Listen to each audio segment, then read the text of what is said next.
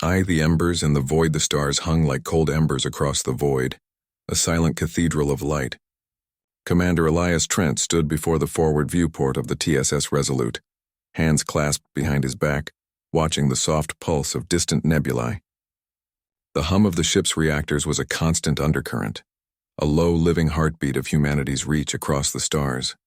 It was a sound that vibrated in his bones, a lullaby of industry and isolation. In the profound silence of the deep black, it was the only thing that reminded him he wasn't alone in a universe of magnificent, indifferent giants. His reflection in the diamond glass looked older than he felt. The streaks of silver threading his once jet-black hair were badges of time, not wisdom. The faint, silvery scar running across his jawline was a more honest memento, a gift from a shattering viewport during the Cygnus uprising.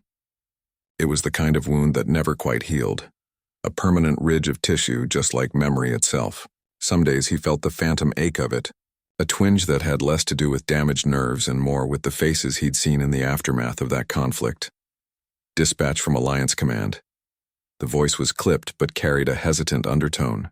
Lieutenant Arundel stood a respectful distance behind him, her slender fingers hovering over the data slate in her hand. Her violet eyes, a striking genetic trait of her Inari heritage, reflected the starfield, making them look like miniature galaxies themselves. She was the first non-human officer to be fully integrated into a Terran Peacekeeper command staff, a political gesture of unity that Trent found both necessary and profoundly challenging. Outer Rim distress call. Sector Theta 9. A local rebellion is requesting peacekeeper mediation. Trent didn't turn immediately. He let the information settle, feeling the familiar weight descend upon his shoulders. Another plea from the darkness. Another cry for the impartial hand of the Terrans. Coordinates, he said finally, his voice a low rumble. Sent to Nav. They're calling it the Varelian Rebellion. Civilians displaced, orbital blockades. The usual chaos. Trent exhaled slowly, a controlled release of breath that did little to ease the tension in his chest. And the usual lie, he murmured to the stars. It was the great unspoken truth of their era. The galaxy had grown soft and accustomed to the Peacekeeper Corps. Humans, the supposedly neutral mediators of conflict, sent by the benevolent Terran Alliance to preserve stability. Most younger species, those who had not witnessed the Terrans' bloody ascent, thought of them as diplomats in armored shells. They had forgotten, or had never been taught, that humanity had not earned its place at the galactic table through eloquent treaties alone. They had forged this era of relative peace through a series of short, brutal wars they had simply refused to lose.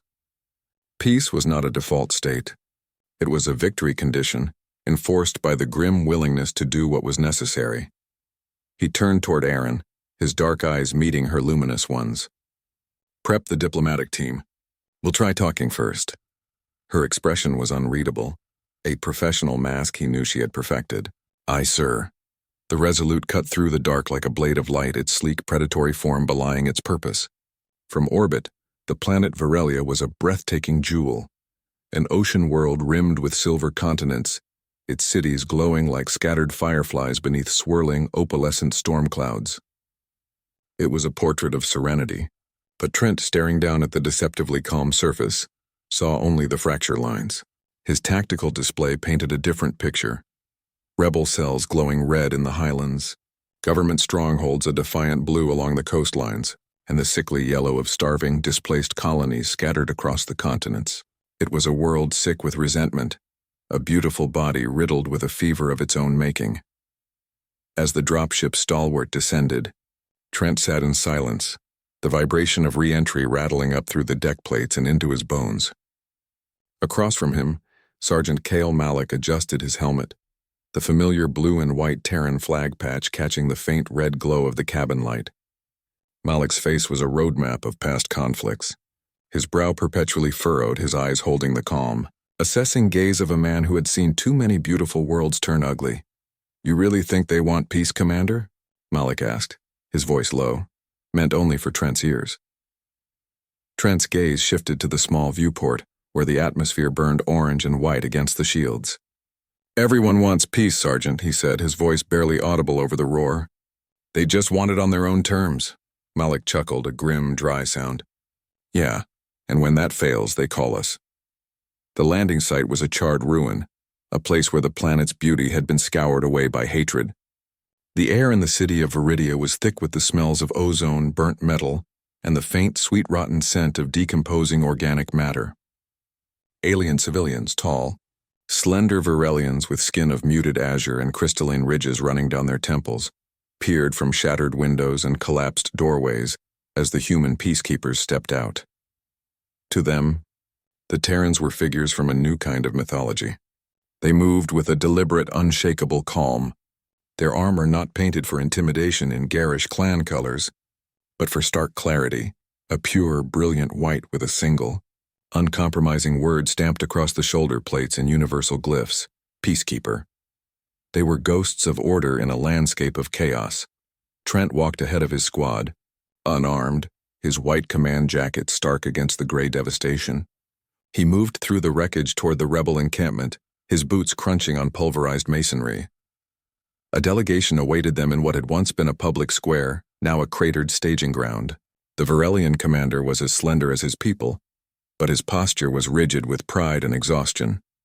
The crystalline ridges on his temples seemed dull, as if the conflict had leached the light from them. A translator drone, a small multi-rotored device, whirred softly beside his head. "You are the humans," the alien said, his voice resonant but weary through the drone's translation. "You enforce peace, yes? Then enforce it upon them." He pointed a long, four-fingered hand toward the smudged horizon, where the loyalist capital city was a faint, smoky glow. "They refuse negotiation. They starve our people, bomb our homes. We want justice." Trent met his gaze, his own expression neutral, his hands resting loosely at his sides. "Justice," he repeated quietly, the word hanging in the dusty air. "Or vengeance." The Virelian's mouth twisted, a bitter expression that seemed universal. "Does it matter? Peace comes after." "It matters," Trent said, his voice still calm but gaining a subtle edge. "Because what comes after vengeance isn't peace, it's silence. And silence is just the space where the next war grows." There was a long, heavy pause. The wind, scouring across the ruins, swept plumes of dust across their boots, the only movement in the tense stillness. The Virelian commander's eyes narrowed, but he said nothing more. The negotiation had reached its first and most fundamental impasse too, the calculus of mercy hours later. Back aboard the Resolute, Trent stood on the command deck, a cavernous space lit by the soft glow of holographic displays and status reports. Data feeds streamed around him in rivers of light, orbital scans, intercepted communications, damage assessments from both sides. The negotiations had failed utterly. The loyalist government had refused to even acknowledge the rebels as a legitimate entity, and the rebels, emboldened by the Peacekeepers' presence, had hardened their demands. Aaron looked up from her console, her violet eyes troubled. "They've activated their anti-orbital cannons, sir. Network is going hot. If we stay in low orbit, they'll take the shot," Trent finished for her. He rubbed the bridge of his nose, a gesture of profound weariness. "God help them." Aaron hesitated, then asked softly, "Do you think he does, sir?" "Help them, I mean." Trent looked past her, through the main viewport to the vastness beyond. The galaxy stretched infinite, cold and brilliant, a web of light so intricate, so perfectly balanced it almost looked designed. "Someone keeps the stars from falling," he said quietly. "That's enough for me." That night in the ship's chapel, a small quiet compartment that smelled faintly of machine oil, ozone, and the faint clean scent of recycled air, Trent sat alone. A single lumen globe glowed with a soft warm light above a metal plaque inscribed with names. The fallen peacekeepers. The missions lost. It was a long list. He didn't pray for victory. He never did. He considered it an obscene request, to ask the creator of the universe to take sides in the petty, bloody squabbles of mortals. He simply sat on the bare metal bench, his head bowed, and whispered, "Let me do what's right." He rested his hand against the cold, engraved metal, the names of the dead a tangible pressure against his skin. The silence that followed was deep and absolute, and to a man of faith, it was almost like an answer. The following dawn cycle brought the inevitable. Enemy fleet breaking orbit. Malik's voice was calm, but it carried across the command deck with the force of a hammer blow.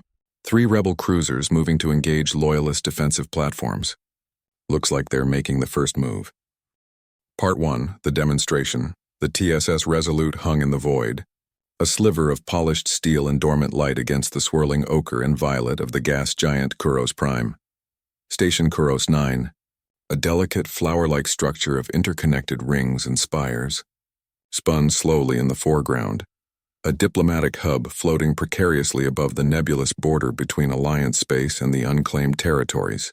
Officially, the Resolute's presence was logged as a post-operation debrief and capability demonstration. Unofficially, everyone from the highest counselor to the lowest deckhand knew it was a test.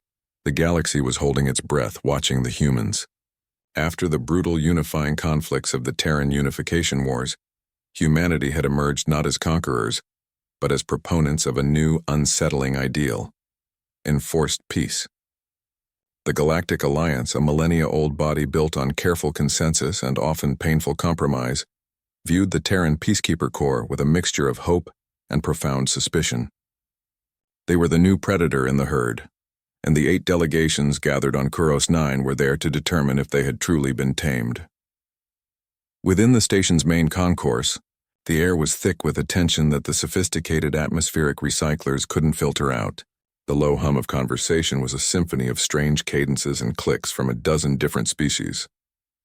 Commander Elias Trent moved through the crowd with a quiet, unnerving stillness. His peacekeeper uniform, stark white with silver accents, seemed to absorb the cold, ambient light, making him a focal point. Flanking him were his 2 most trusted officers, Lieutenant Erin Dahl, her dark hair pulled back in a severe bun, her eyes constantly scanning, assessing, and Sergeant Kalen Malik, whose broad shoulders and scarred knuckles spoke of a history that predated the white uniform. "They're looking at us like we're a bomb about to go off," Malik murmured, his voice a low rumble. "We are," Erin replied without looking at him. "The question is whether we have a timer or a moral compass." Trent said nothing. His face, etched with the lines of command and a grief he never voiced, was a mask of calm neutrality. He was a man who had seen worlds burn and had dedicated his life to ensuring no others would. His faith was the bedrock of that dedication, a private, unshakable fortress that few were permitted to enter. A voice, soft and lilting, cut through the ambient noise, carrying the distinct musical accent of the Inari. "Commander Trent, may I inquire about your invitation?" He turned. The speaker was slender and elegant, with skin the color of liquid mercury and eyes that glowed with a soft internal luminescence, like captured moonlight. She was Envoy Sithari, an Inari scholar of comparative belief systems known for her dispassionate and meticulous analyses. She offered a slight formal bow. "The Council asked me to accompany you during your stay. They wish to understand the philosophical underpinnings that guide Terran behavior, the faith that you carry." Trent's gaze flickered to Erin, who gave an almost imperceptible nod. The Inari were non-threatening, cerebral, a wise choice by the Council. "Of course, Envoy," Trent said, his voice even. "You are welcome. But you may find our faith isn't something we display like a medal. It's not a theory to be debated. It's something we live, or die for." Sithari's luminescent eyes brightened with intrigue. "That is precisely what I intend to study, Commander. The practical application of cosmology. It is the most dangerous kind of philosophy." Hours later, aboard the Resolute, the atmosphere was different. Here in the observation lounge, the human ship felt alive. The air carried the faint, clean scent of ozone and recycled water. The hum of the engines a constant, reassuring bass note. Outside the large viewport, Kuros Prime rolled like a storm-racked jewel, its surface laced with lightning storms that could vaporize continents. Sithari sat with a recording slate, her slender fingers poised over its surface. "Your file indicates a monotheistic belief system," she began, her tone clinical. "One divine, omnipotent creator who shaped the cosmos.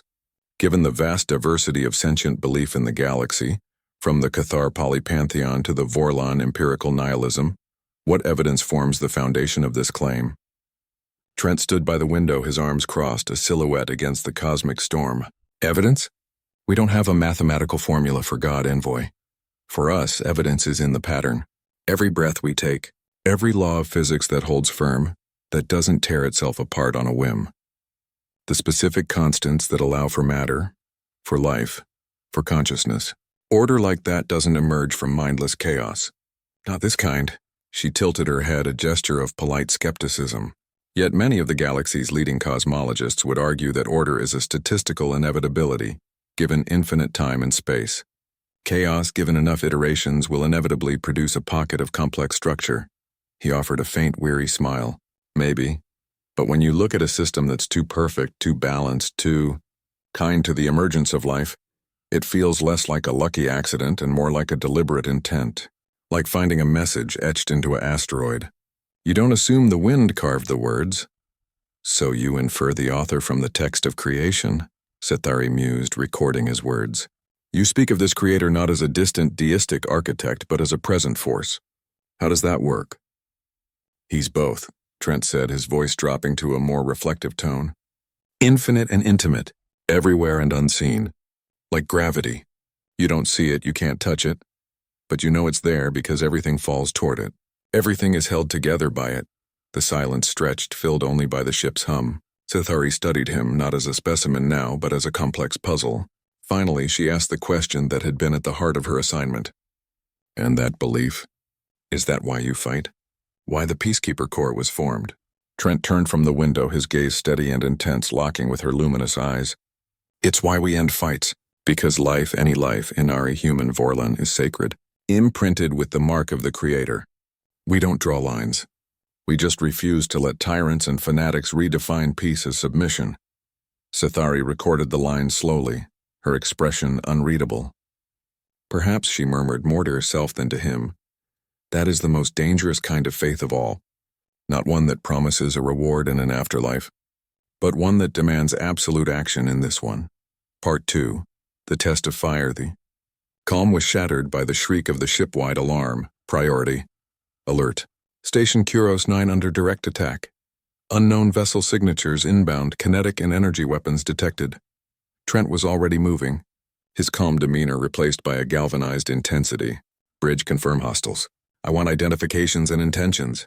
He barked into his comm as he strode from the lounge, Sithari hurrying behind him. On the bridge, the lights had dimmed to a battle-red glow. Lieutenant Arundel was a statue of focus at her tactical station. 3 warships, Commander. Bearing 224 Mark 18. No transponder codes, configuration. Doesn't match any known alliance or neutral design. They're already hitting the station's primary defense grid. Sergeant Malik's voice roared through the comms from the gunnery deck. Shields online. Weapons hot. They're painting the station's residential ring. Trent slid into his command chair, the displays springing to life around him. Evasive pattern Theta. RN, bring main shields online and interpose us between the hostiles and the station. Civilian protection is our first and only priority. Aye, sir. Aaron's hands flew across her console. The Resolute thrummed with power, its engines flaring as it slid into the line of fire. Outside, the silent void became a canvas of violence. Streaks of plasma, brilliant and deadly, tore through the dark, lighting the stars like a wildfire. The first volley slammed into the Resolute's shields, scattering light across the hull in a cascade of shimmering shards. Shields holding at 80%, Aaron called out. They're focusing fire on us now. Malik's voice was a hungry growl. Targets locked! Awaiting firing solution. Trent's command was swift and unequivocal. Negative, Sergeant. No lethal strikes. Ion cannons and targeting disruptors only. Disable their engines and weapons. A stunned silence gripped the bridge for a fraction of a second. Even Aaron glanced back, her face a mask of confusion. Sir, with all due respect, they're trying to kill us. And if we destroy them, Trent said, his voice cutting through the tension, they become martyrs for whatever cause they serve. Their followers will only grow. If we stop them, capture them, and expose them, they become a footnote in history. A failed attack. Execute the order. The crew obeyed. Blue pulses of ion energy flashed from the Resolute's cannons, slicing past the enemy's shields and striking the nearest attacker's engines. The ship immediately began to drift, its power systems flickering. The second enemy vessel veered wildly, firing a disorganized spray of plasma. Sithari, who had been gripping a console for support, stared at Trent in disbelief. The deck shuddered under another impact. You're holding back. You're taking damage, risking your lives and the station out of, what, principle? Trent didn't look away from the tactical display, his jaw tight. Peace doesn't need an audience, envoy. It needs a standard.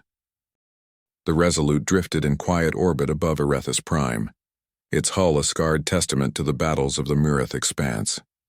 From the planet below rose the pale shimmer of a dying atmosphere, Once a vibrant blue, now veined with the copper-red dust storms of a world suffocating under ecological collapse. It was a monument to the Peacekeepers' grim duty, to stand witness to the slow, quiet deaths that the Galactic Alliance deemed non-intervention scenarios. Commander Elias Trent watched the world through the reinforced crystal flecks of the observation deck. The deck was silent, save for the ever-present subliminal hum of the ship's engines, a slow mechanical heartbeat that pulsed through the deck plates and into the soles of his boots. It had been 3 weeks since the Council's last routine message. 3 weeks of uneasy stillness, of running drills and running diagnostics, of watching a world die by inches. In his experience, stillness never lasted long in human history. It was the calm before the storm, the drawn breath before the scream. Commander. The voice of his first officer, Erin, cut through his reverie. She stepped onto the deck, her movements precise. Her face, usually a mask of calm competence, was etched with a rare tension. In her hand she held a data slate, its edges glowing with the ominous crimson of a priority black transmission. Trent turned from the vista of the dying world. Black code? That's restricted to existential threats. Exactly, she said, her voice low. They've declared silent protocol. His jaw tightened involuntarily. Silent protocol. The order every Peacekeeper commander dreaded. It meant a complete communications blackout. No outgoing transmissions, no incoming queries, no contact with Central Command or any other vessel. All ships were to power down non-essential systems, become ghosts in the void, and wait for a recall that might never come. It was the Alliance's ultimate panic button, pulled only when something massive was happening or was about to. Trent took the datapad from her. The message was stark, devoid of the usual bureaucratic flourishes. By order of the Galactic Alliance High Council, all Terran Peacekeeper vessels are to suspend external aid operations. Do not engage, do not interfere, observe only. Reason: strategic stabilization of interspecies tensions in the outer rings. End transmission. The hatch hissed open again, and Chief Tactical Officer Malik strode in, his uniform tunic half-zipped as if he'd pulled it on in a hurry. Observe only? He grumbled, his voice a low rumble. That's bureaucrat talk for let people die until we figure out what to say about it. Trent exhaled slowly, a long, weary breath. They're afraid, Malik, truly afraid. Something's moving out there in the dark, something that has them spooked enough to muzzle their own guardians. Erin crossed her arms, her brow furrowed. What could possibly scare the Alliance enough to silence every Peacekeeper from the core to the rim? Trent's eyes were distant, looking through the bulkhead, through the void, to some unseen threat. The kind of enemy that doesn't ask for permission. The kind that doesn't send declarations of war. Later, in the dimly lit strategy room, the core team gathered around a shimmering holomap of the outer rings. Dozens of star systems blinked a steady, accusing red, distress calls they were now ordered to ignore. One cluster, Sector Theta 9, glowed with a particularly feverish intensity. Sector Theta 9, Malik narrated, his fingers dancing across the console, pulling up fragmented reports, multiple independent accounts, an unknown fleet moving with unnatural synchronicity. No ID transponders, no hails, no demands. They hit trade convoys, outpost beacons, and then just vanish, like ghosts. Sithari, the Andorran envoy assigned to the Resolute, stood at the edge of the projection's light, her slender, silvered form seeming to absorb the crimson glow. Her large, dark eyes reflected the star chart. The Council whispers believe it is the Varun Dominion, an old enemy, an older hatred. They have slept in the dark between the galaxies for centuries. It seems they have returned. Trent turned slowly to face her. And we're supposed to just observe? That is the directive, she replied softly, her voice a melodic chime that held a profound sadness. The Council fears any engagement, however justified, will be seen as an act of war by the Varun. They believe silence and invisibility are our only shields against a full-scale escalation. Malik slammed a hand on the console, making the hologram flicker. Escalation? They're already killing civilians. What do you call that? Trent's voice was calm, but it was the calm of deep frozen water. They call it politics, Malik. We call it murder. Orders don't erase conscience. That night, sleep was a forgotten country for Elias Trent. The hum of the ship was a chorus of doubts. He walked the lower corridors, the crew decks silent in the artificial night cycle. the air carrying the faint, clean scent of ozone and recycled air. The thrum of the main reactor was a palpable vibration beneath his feet, the ship's mighty heart. He found himself, as he often did in times of crisis, in the ship's small, non-denominational chapel. It was a spare room, little more than an alcove with a few benches and a simple metal stand. The lights were dim, set to a soft, warm glow. On the stand, a single candle burned, a real wax one, a luxury and a comfort left there by one of the crew. Maybe Malik with his hidden sentimental streak, maybe a homesick engineer from a colony that still practiced such old ways. The flame was small, its reflection shimmering on the polished metal wall behind it. It was a fragile thing, that flame, vulnerable to the slightest draft, yet it burned defiantly, holding its own circle of light against the immense, pressing darkness of the void. Trent sat on the front bench, his elbows on his knees, staring at it. "Lord," he whispered into the stillness, the word feeling both familiar and foreign on his lips. "I've seen too much silence dressed as wisdom, too much fear pretending to be peace. If I act, if I save lives against their orders, they'll call it rebellion. If I let innocents die for the sake of protocol, they'll call it obedience." He leaned closer, his voice dropping even further. "But what will you call it?" The flame wavered slightly in an unseen current of air, as if answering, though no words came. In that silent, flickering light, he remembered something his mother had told him decades ago, on the porch of their home in the green hills of Earth, the night before he left for the academy. Her hand on his, her voice steady and sure. "Elias, remember this. Peace without truth is just delay. A quiet room where a monster waits is not peace. It's a trap." He had thought she was being dramatic. Now orbiting a dying world with a gag order in his hand, he understood she was simply being prophetic. Part 2. The Unsanctioned Cry 2. Days later, the silence was broken. It was a weak signal, scrambled and faint, piggybacking on a civilian entertainment frequency. It was unsanctioned, illegal, and unmistakably human. "Origin colony ship Horizon Dawn," Erin reported from her comms station on the bridge, her voice tight. "They're a generational vessel, Commander. No major weapons. Over 2,000 souls aboard, mostly families. They're under attack near the edge of Theta 9. The main viewer switched to a tactical overlay. The Horizon Dawn was a blip of soft green light, a civilian lamb. Swarming around it were 3 angular, aggressive red signatures, Varun attack patterns. "Council orders still stand," Sathari said from her post near the command dais. Her tone was not confrontational but mournful. "We cannot intervene. To do so is to light the fuse." Malik swiveled in his chair, his eyes finding Trent's. "Sir?" Trent's gaze was locked on the holo display, on the green blip that represented 2,000 beating hearts, 2,000 lives filled with hopes, memories, and futures. He saw the faces of his own crew, imagined them on that ship. He saw his mother's face. He made his choice. "Helm," he said, his voice cutting through the bridge's tension like a blade. "Plot an intercept course. Maximum burn." Sathari took a step forward. "Commander, that is a direct violation of the silent protocol and a specific council directive." He turned to her, his expression not angry but resolved. "It is not a violation, Envoy. It is a correction. The council may choose silence. I won't." The order hung in the air for a moment, a point of no return. Then the bridge erupted into controlled chaos. "Plotting course now," the helmsman called out. "Engineering reports reactor to 110%. Erin relayed. "We are committed."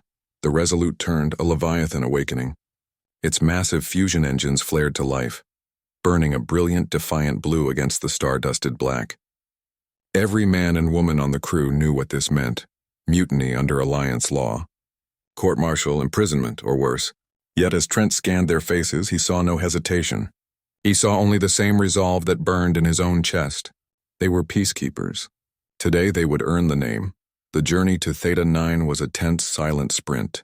When they dropped out of FTL at the edge of the sector, the scene that unfolded on the main viewer was a nightmare rendered in cold, hard light. The Horizon Dawn was a beautiful, graceful ship, her lines evoking the great oceanic vessels of old Earth. Now, she was a wounded bird, trailing atmosphere and debris. Clawing at her was a Varun warship, a monstrosity of obsidian black alloy, its edges pulsing with a malevolent crimson energy like a bleeding wound in space. It was a predator, and it was toying with its prey. The Resolute drifted in low orbit above Aphira 9, its hull scorched but intact. The great battle was over. The Varun flagship lay shattered among the stars, a carcass of molten metal drifting through silence. The ship's medbay overflowed with wounded. The corridors smelled of ozone, antiseptic, and iron. For the first time in months, the galaxy was quiet. Not at peace, but quiet. Commander Elias Trent sat on the edge of a recovery cot, shoulder bandaged, ribs bruised. Outside the medbay window, Aphira's sun was rising, the light glinting off 1,000 fragments of war. Aaron entered, carrying 2 metal cups. "Hydration packs," she said. "You earned it, sir," Trent smiled faintly. "Tastes like recycled metal." "It is recycled metal," she replied. "Better than dying of dehydration." He took a sip and looked out the viewport again. "We won the battle, Aaron, but the war's not over. The Council will come for us." "Maybe," she said, "but something's changed. You've started something you can't stop." Down in the hangar, groups of alien engineers were repairing Peacekeeper drones. Among them, Sethari worked quietly, her luminous eyes reflecting the starlight. A younger alien, a Corellian technician, approached her hesitantly. "They say the human commander prays before battle. Is it true?" Sethari paused, considering. "Yes, I've seen it." The Corellian tilted his head. "To whom does he speak? Their gods are many, yes?" She shook her head slowly. "No, just one." "One?" The Corellian frowned, confused. "How can one will shape so vast a universe?" Sethari looked up at the stars. "I don't know, but the humans believe it does, and somehow the universe keeps answering them." In the Resolute's command center, Malik reviewed damage reports. "Half the system's offline. We're running on backup grids. The drive core's holding barely." Trent nodded. "Enough to reach Alliance space?" "Maybe, but the Council's already broadcasting propaganda. They're saying you fired on the Varun unprovoked." Trent leaned against the console, weary but calm. Truth always takes longer to travel than lies. The comms beeped, an encrypted signal. "Unknown origin," Aaron said. "It's not from the Council." "Wait, it's coming from the Sapphire Verge, another Peacekeeper ship." Trent straightened. "Put it through." A flickering image appeared, Captain Huang of the Vigilant Dawn. His uniform was tattered, his eyes fierce. "Commander Trent," he said. "Word of your stand at Aphira spread through the rim. You've lit a fire. Ships are breaking from the Council's silence, entire fleets refusing observe-only directives." Trent folded his arms. "And the Council's response?" "They've declared martial order over human sectors. They're calling it a containment," Malik muttered. "Containment? That's what you call a cage," Huang's voice dropped lower. "They're scared of you, Elias, but not because you won the battle. Because people, non-humans too, are starting to pray." Trent blinked. "Pray?" "Yes, to the god you speak of. The one you whisper to before every fight. The galaxy's listening." The transmission ended. For a long time, no one spoke. The silence in the command deck felt heavy, sacred even. Finally, Sethari broke it. "They're not praying to your species," she said softly. "They're searching for what gives you strength." Trent stared at the stars, endless, cold yet alive. "I'm not trying to convert anyone," he murmured. "Faith isn't orders. It's choice." Aaron looked at him curiously. "Do you think God actually listens?" He smiled faintly. "I don't think he needs to. Sometimes just knowing someone might is enough to keep you moving." Days passed. The Resolute drifted between systems, aiding refugee convoys, tending to the wounded, spreading wordless defiance. In the ruins of a colony on Druin IV, Trent found something unexpected. A child. Human, barely 8, hidden among collapsed corridors. When they lifted the debris, she clung to his arm and whispered, "You came." He knelt. "We came for everyone." She looked up wide-eyed. "Mama said the sky would send angels." Trent's throat tightened. "No angels here, kid.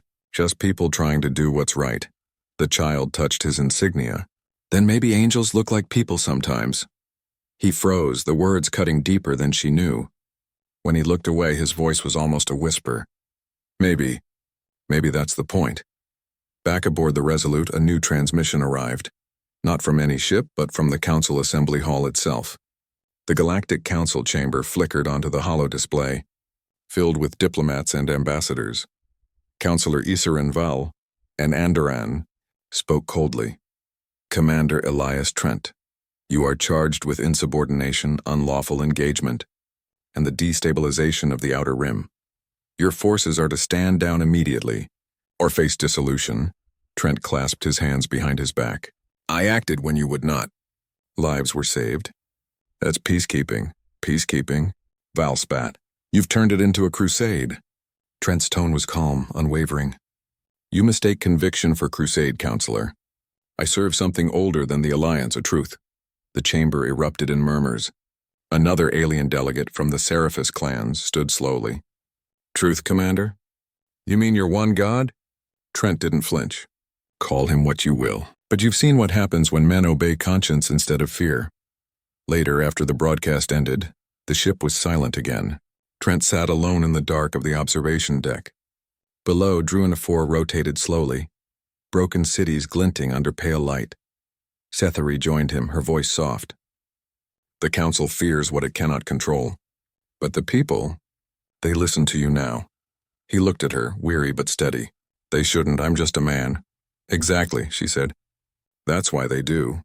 The Resolute's long-range sensors pinged and faint, rhythmic, unmistakable. A coded transmission repeated on multiple frequencies, broadcast from countless small ships across the Outer Rim. Malik frowned. That can't be right. They're using the same encryption pattern we do. Aaron leaned closer. It's not a Council signal. It's civilian. Refugees, traders, ex-soldiers. Trent narrowed his eyes. What's the message? Malik translated the binary sequence, Mars, and his voice trembled slightly. It says, one light, one will, peacekeepers of conscience. Trent sat back, stunned. The phrase repeated again through static, echoing across sectors. Spoken in human tongues, alien dialects, even Varun transmissions. Faith had become frequency. Belief had become rebellion. As the transmission filled the ship's speakers, Sethari whispered, They're calling for you. Trent looked toward the stars. No, he said quietly. They're calling for meaning, and maybe for once we're learning to listen. He stood, the faint light of the cosmos catching his scarred face.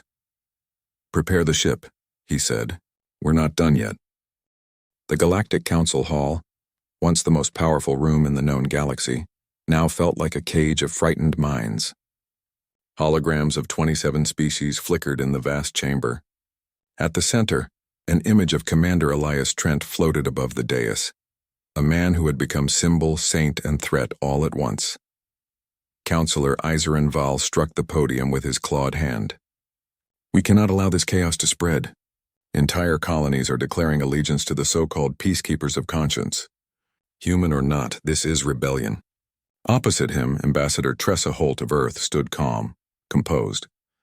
Rebellion? You refused to act when billions died under Varun assault. Now you fear those who did what you wouldn't, Val hissed. You sanctified disobedience. She met his gaze coldly. No, I sanctify courage. In orbit above the planet Loren, the Resolute hung like a wounded sentinel. Inside, repairs were slow. Morale was complicated. The crew had become something between soldiers and pilgrims. Malik walked the halls with a datapad in hand. You should see the messages flooding in, he told Aaron. Colonies broadcasting prayers, entire fleets using the one light signal. Even Varun defectors are surrendering and asking for protection under the Peacekeeper flag. Aaron smiled faintly. The commanders started a movement.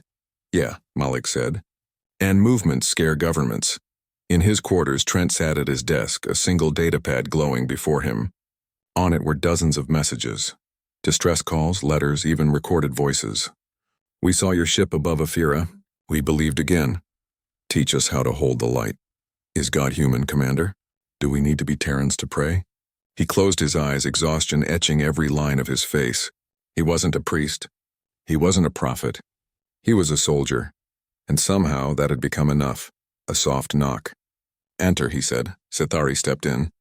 Her silver skin glowed dimly under the cabin light. Elias, she said softly, using his first name. Something she rarely did. The Council's message has arrived. He sighed. Let me guess, surrender or die. She hesitated. No, they've called for negotiations. He looked up sharply. Negotiations? Yes, half the Council demands your arrest. The other half wants to meet you. Hours later, the Resolute arrived at the neutral moon Yarrow Prime, a barren world once used for trade accords. No fleets, no weapons, just one meeting chamber under a glass dome, overlooking an endless desert of pale dust. Trent entered alone. Inside waited Ambassador Holt, Counselor Val, and 3 alien envoys. The air was tense enough to burn, Val began. Commander Trent, you stand accused of mutiny, insurrection, and the weaponization of belief. Trent didn't flinch. And you stand accused of confusing peace with paralysis. Val's eyes narrowed. You think your faith gives you the right to defy galactic law? Trent stepped closer, voice calm but resonant. My faith gives me the strength to question it. Ambassador Holt leaned forward. The Peacekeepers of Conscience now number over 100 ships representing 14 species. They're defending colonies the Council abandoned. The people see them as protectors and not rebels. And if this one light religion of yours fractures the alliance entirely... Val snapped. Trent shook his head. It's not a religion. It's a reminder. One will create us all, one truth binds us all. You built walls between species, we just remembered the bridge. Silence followed. Even the translators hesitated to breathe. Finally, one of the alien envoys, an elder Seraphian with luminous feathers, spoke. Human commander, he said softly, if this one will exists, why reveal itself through your kind? Trent's reply was quiet. Maybe not through us. Maybe to us, so we could remind everyone else. The meeting ended without agreement. As Trent exited the dome, Sathari awaited him at the airlock. How did it go? He exhaled. Half the council wants my head. The other half wants my help. She tilted her head. And what do you want? He looked up at the alien sky, its twin suns bleeding gold through the clouds. I want a peace that doesn't fear its own strength. Meanwhile, deep in the Varun Dominion, Admiral Varric watched footage of Trent's address. His aides whispered nervously as he replayed the scene again and again. One aide asked, Shall we move against them, sir? Varric's reptilian eyes narrowed. No, not yet. The humans are no longer fighting a war. They're preaching one. Preaching, sir? Varric turned away from the screen, voice low. And words. Can burn longer than plasma. Back aboard the Resolute, Malik and Aaron briefed the crew. Council's divided, Malik said. Rumors say some fleets might join us if we hold Aphira and Yarrow. Aaron nodded.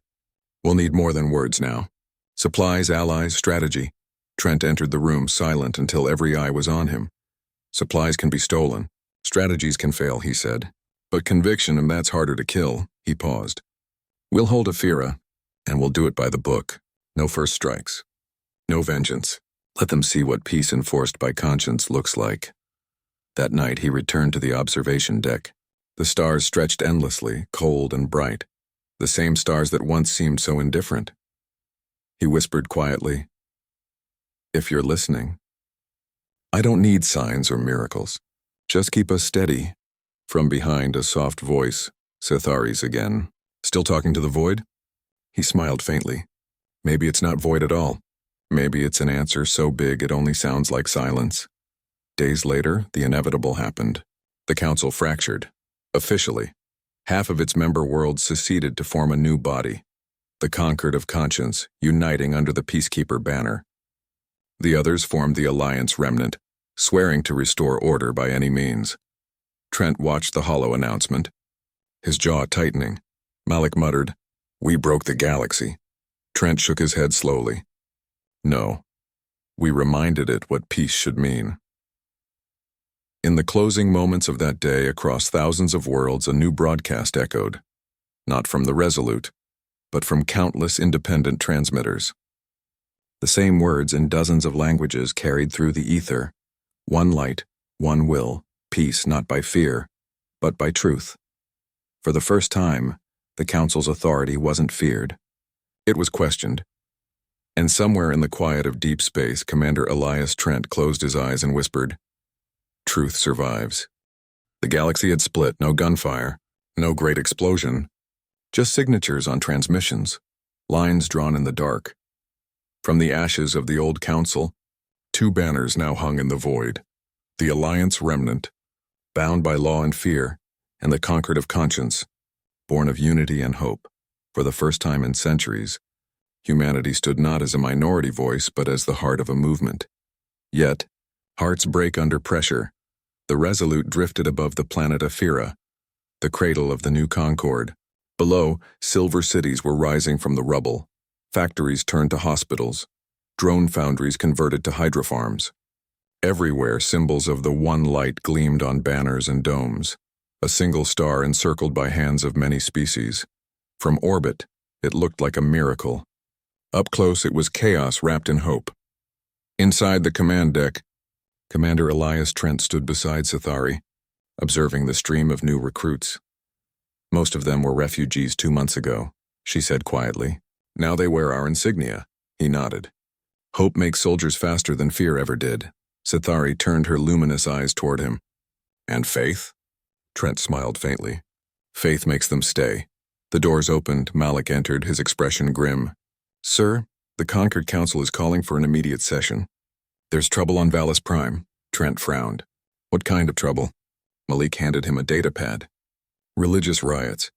2 factions both claiming to follow the one light. Civilians dead on both sides. Sithari's glow dimmed. They're fighting. In your name. Trent's jaw tightened. Then it's time they remembered what that name means.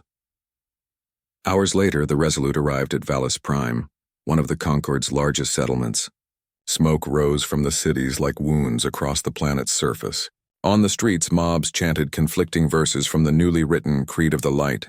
Some saw the One Will as divine destiny, others as a metaphor for unity, and both were willing to kill for it.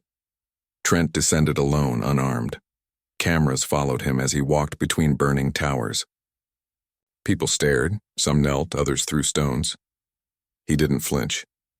He stopped at the center square, where the factions had gathered, thousands of beings, human and alien alike, faces twisted in rage and fear. He raised his voice steady and clear. You've turned light into fire. The crowd stilled. You call it faith, I call it pride. You call it justice, I call it vengeance.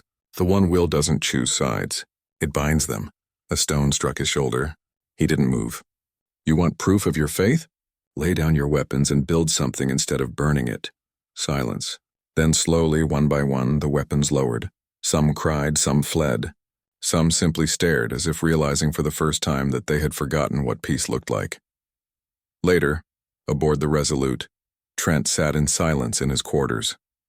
Sithari entered quietly, setting down a cup of tea. You could have been killed, she said. Maybe that's what it would have taken, he murmured. You're only one man, Elias. He looked up at her. So was every spark that ever started a sunrise. Meanwhile, far from Aphira, in the shadow of the gas giant Ulmar, a darker conversation took place. Inside a remnant command ship, Admiral Varric listened to reports of the Concord's expansion. They build cities faster than we can blockade them, said his aide. Varric's scaled lips curled. Then we don't fight their cities. We fight their belief. He turned to the shadowed figure on the holocom. Begin Operation Eclipse. Target their communications. Spread doubt. Make their light blind them.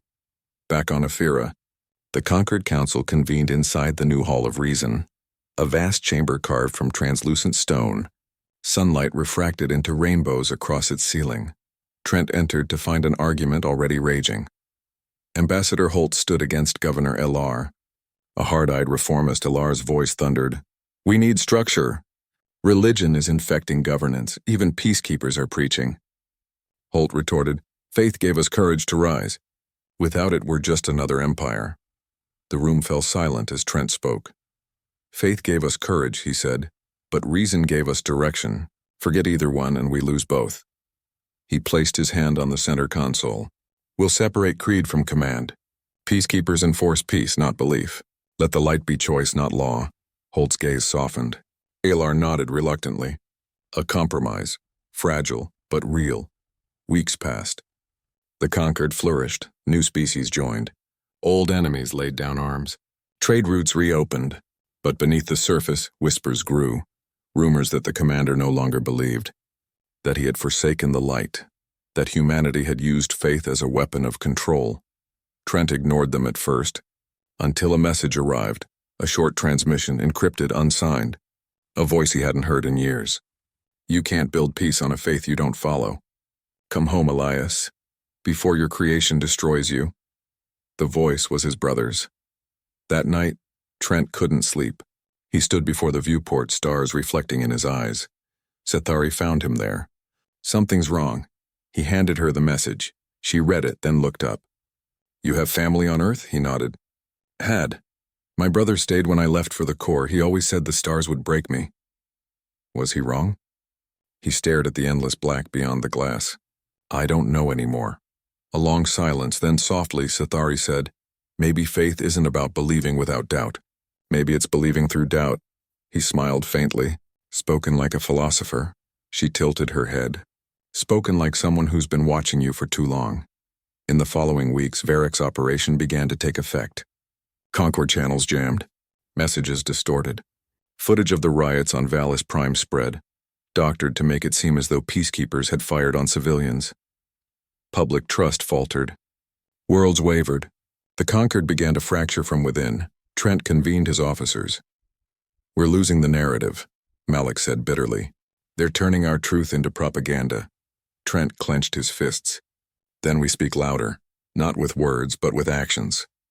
That night, he broadcast one message, live unedited, across all remaining Concord frequencies.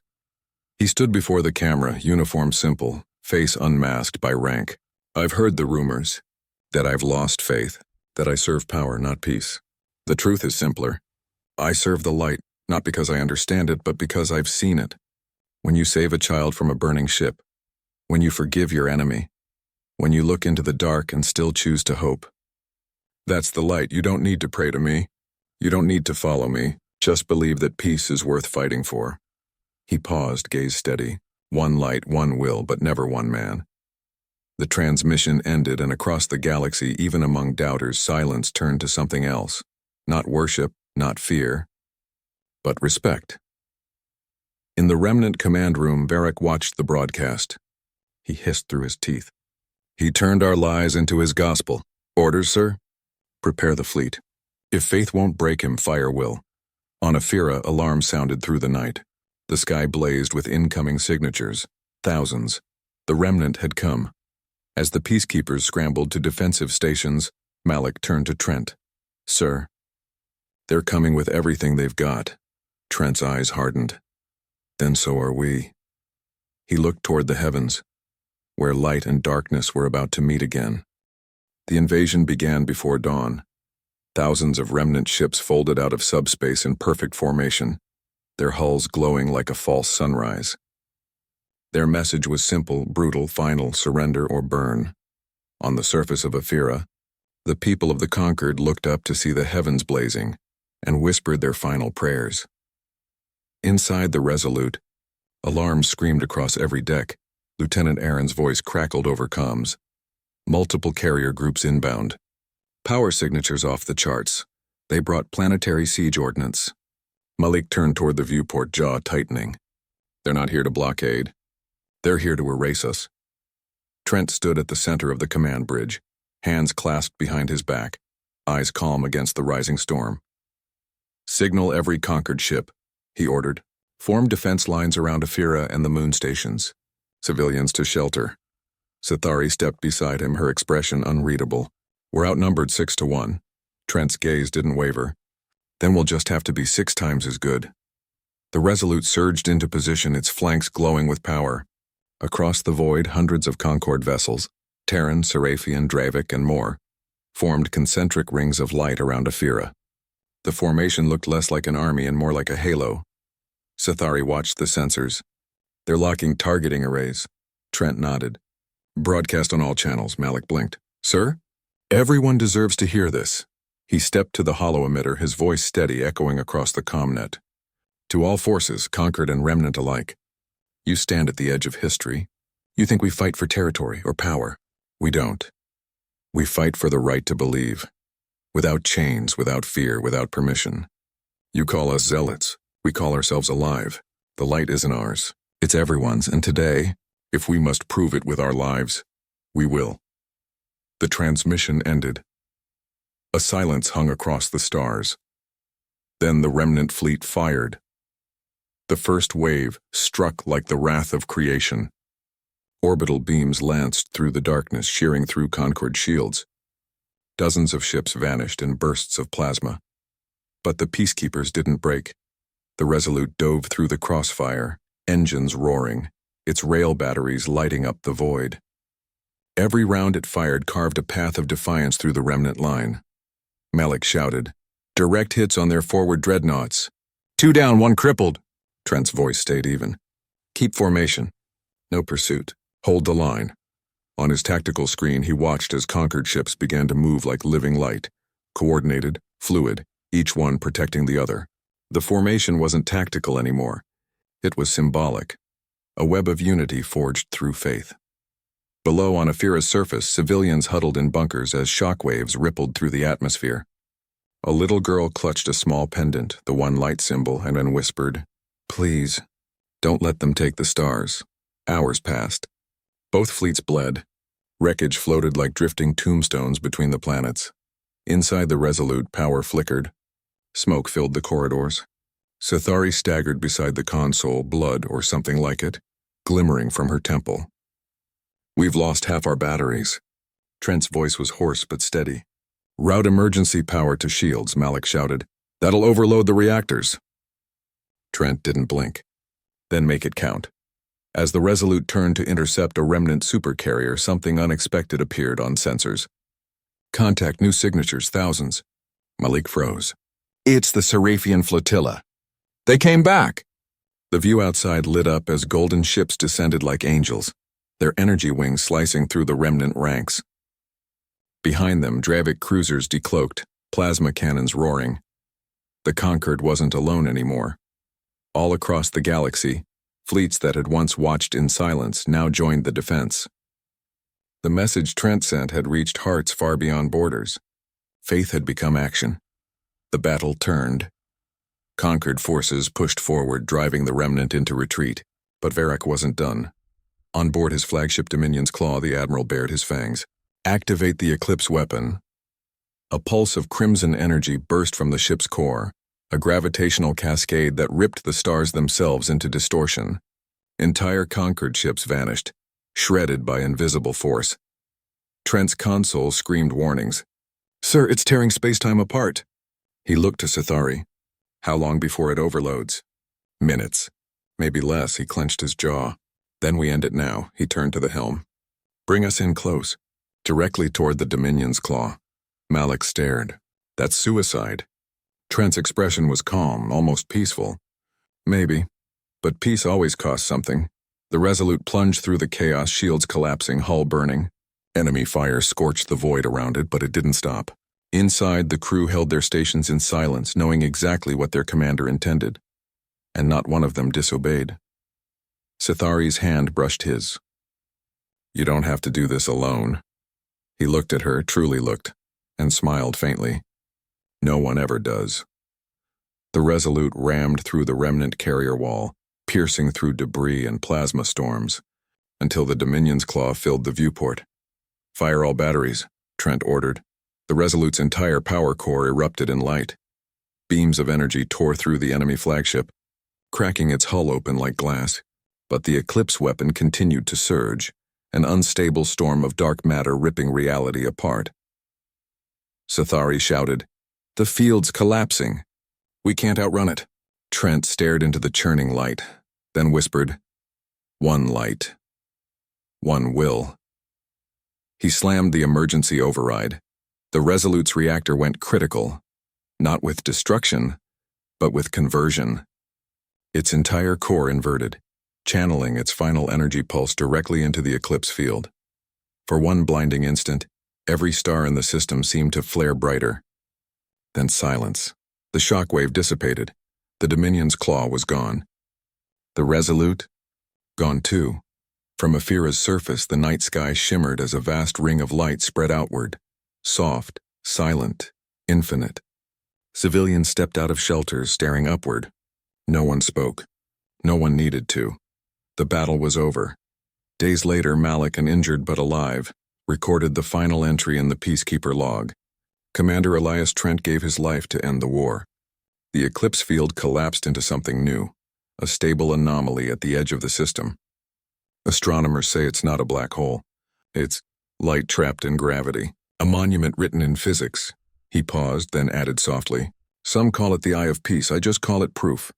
Sithari stood on Afira's highest plateau, wind whipping through the silver strands of her hair. She looked up at the halo in the sky and whispered, "He believed one will mate us all. Maybe that will just call him home." Far beyond the Concord's borders, Admiral Varick's surviving aides stared at the same phenomenon and muttered, "They said humans were peaceful." Varick's voice, weak but alive, came from the medbed beside him. "They are, when peace means victory." 10 years after the Battle of Two Lights, the galaxy had learned to speak softly again. The scars remained, broken moons, shattered fleets, orphaned worlds. But the silence that followed was not emptiness. It was peace, the kind that hums quietly beneath the skin, fragile and precious because it's earned. The Concord of Conscience had become more than a coalition. It was now a living idea, half government, half brotherhood, wholly dedicated to rebuilding what had been lost. Humans no longer led it, they guided it. Every world had a voice, every creed had room to breathe, and above them all, suspended in eternal orbit, shone the phenomenon known as the Eye of Peace, a ring of light born from the death of the Resolute. It never dimmed. It pulsed faintly like a heartbeat. On the rebuilt capital world of Afira Prime, a new academy stood beside a tranquil lake.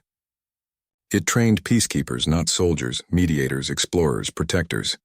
Every recruit began their day not with a pledge but a single question carved into the stone archway. "What does peace require of me?" Sethari walked its halls now slower than she once had. Her silver skin had dulled to pale frost, her luminous veins softer, quieter. Age for her kind was not decay. It was humility. She paused before a monument in the main courtyard, a black pillar etched with thousands of names, human and alien alike. At its base, a single inscription read, "Commander Elias Trent. He enforced peace with conscience, not conquest." One light, one will. She closed her eyes, remembering the way he smiled at danger, the calm in his voice when others screamed. The last words he'd whispered before the light took him, "One light, one will." Sithari exhaled and for the first time in years whispered back, "And one truth, written in hearts." That evening, she addressed the graduating class, a crowd of hundreds. Humans, Seraphians, Dravik, even Varun children sat among them. She stood before them, her voice carrying across the open courtyard. "You are the first generation born without war. You will not be judged by how well you fight, but by how deeply you understand what we fought for." The commander believed peace was not the absence of struggle, but the mastery of it. He believed faith was not ownership of truth, but trust in something greater. You don't have to believe in the one light, but never forget, every time you choose mercy over anger, you prove it exists. Silence followed, not emptiness, but reverence. Then one young recruit, a Terran with dark hair and quiet eyes, stood and asked, "Ma'am, do you think he's still out there?" "Commander Trent." Sithari smiled faintly, gazing up at the night sky where the eyes shimmered like a watchful star. "If he is, he's still keeping the peace." Far beyond Afira, deep in the outer veil, a small exploration ship drifted through the quiet dark. Its pilot, a young scientist named Aaron Kai, monitored faint gravitational anomalies. He wasn't looking for war relics, only data, until one signal caught his attention, a pattern, repeating. Binary, rhythmic, structured. He frowned, running a spectral analysis. The translation module flickered to life, producing faint words in an archaic Terran code. "Hold the line. Peace is will. The light lives," Aaron's breath caught. "This can't be." He activated the long-range array, capturing a faint echo, not from space, but from within the Eye of Peace itself. It pulsed again, faint but certain, a human voice, ancient but clear. No one ever does it alone. Then, silence. Aaron's ship transmitted the recording to the Concord archives. Within days, scientists debated, priests meditated, and poets wept. Was it a relic? A glitch? A ghost? No one could say for certain. But across the galaxy, something changed. Temples reopened. Schools filled. Armies disbanded. And under every new sunrise, beings of countless worlds began their day whispering the same quiet words. One light, one will. Not as doctrine, not as law, as remembrance. On the anniversary of the battle, a grand gathering was held beneath the eye's radiant glow. Ambassador Holt, older now, voice frail but steady, delivered the final oration. The universe thought humans were peaceful. They were right, but not in the way they imagined. Peace was never their weakness. It was their weapon. Their faith made them fierce. Their courage made them kind. And when they were gone, they left us their greatest gift, the will to rise. She raised her hand toward the sky. The crowd followed, thousands of palms and furred, scaled, feathered, human, all lifted toward the same light. The eye shimmered once, brighter than ever, as if answering. That night, long after the ceremony, Sithari stood alone on the observation deck of the rebuilt Resolute Memorial. She closed her eyes and whispered softly to the void, "If you truly are one will, thank you for choosing humanity to remind us." The stars seemed to flicker in reply. Or maybe it was just her tears refracting starlight. Either way, she smiled. In a distant corner of the galaxy, beyond the reach of known maps, a faint light flickered through a nebula, a small ship adrift, its beacon pulsing weakly. Inside, a single human figure sat before a cracked console, uniform faded, eyes calm.